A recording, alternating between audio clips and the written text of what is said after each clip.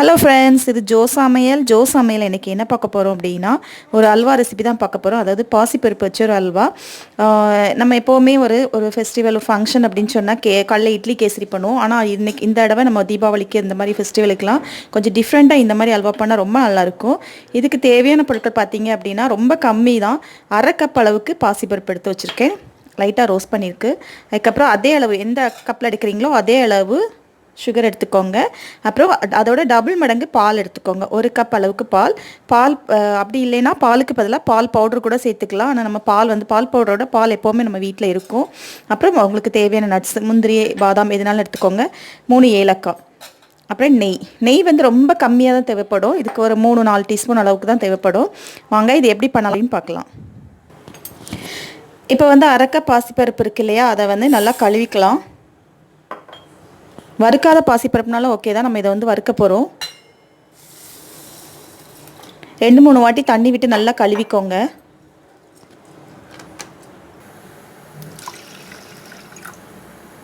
இப்போ ஒரு பேனை ஹீட் பண்ணிக்கோங்க. 1 ஸ்பூன் நெய் சேர்த்துக்கோங்க. அதில் வந்து நம்ம கழுவி வச்சுருக்க அந்த பாசிப்பருப்பை சேர்த்து நல்லா வறுத்துக்கலாம்.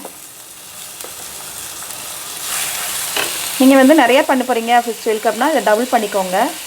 1 கப் எடுத்துக்கோங்க. நான் அரை கப் எடுத்துருக்கேன். நீங்கள் 1 கப் எடுத்துக்கோங்க. அந்த தண்ணியெல்லாம் போயிட்டு நல்லா ஒரு நல்ல வறுபடும்.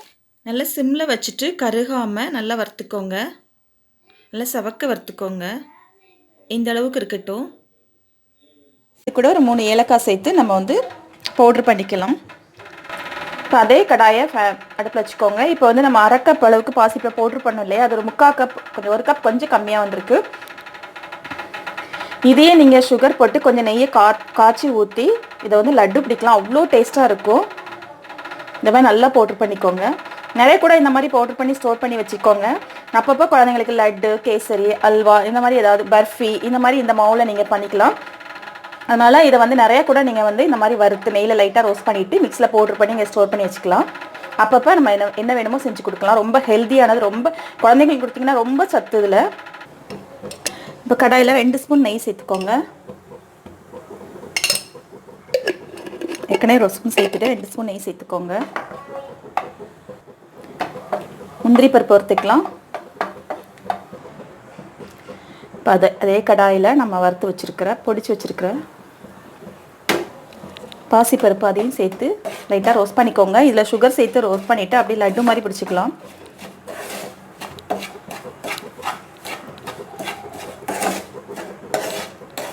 அந்த நெய்யோடு சேர்ந்து நல்லா கலந்துடுச்சு.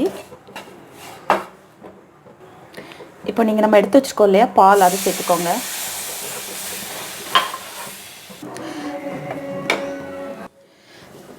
பால் சேர்த்து இந்த மாதிரி திரண்டு வந்ததுக்கப்புறம் நம்ம வந்து சுகர் சேர்த்துக்கலாம். எந்த அளவுக்கு நீங்கள் பாசிப்பருப்பு எடுத்தீங்களோ அந்த அளவுக்கு சுகர் சேர்த்துக்கோங்க. நாட்டு சக்கரை கூட சேர்த்துக்கலாம். இந்த அளவுக்கு நல்லா திரண்டு வந்துடும். நம்ம வந்து அரை கப், அதாவது இதுக்கு அரை கப் அப்படின்னு தான் எடுத்தோம். அதாவது கிட்டத்தட்ட 100 கிராம் கம்மியாக தான் இருக்கும். 50 கிராம் அளவு தான் இருக்கும். அதுக்கே எவ்வளோ அல்வா வந்திருக்குன்னு பாருங்கள்.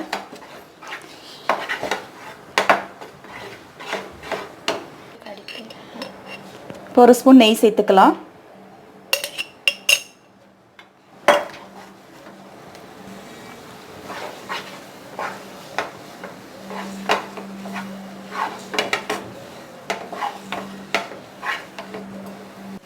இன்னொரு ஸ்பூன் நெய் சேர்த்துருக்கேன். நெய் சேர்த்துட்டு நல்லா கலந்துக்கோங்க.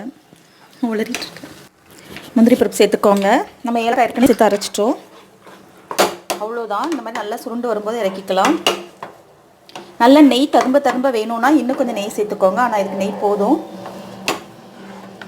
இல்லை நாங்கள் ஃபெஸ்டிவலுக்கு வந்து வேறு ஏதாவது ஃபங்க்ஷனுக்கு நல்லா நெய் வேணும் அப்படின்னா இன்னும் கொஞ்சம் நெய் சேர்த்துக்கலாம். இவ்வளோ டேஸ்ட்டாக இருக்கும். நீங்களும் இதை ட்ரை பண்ணுங்கள்.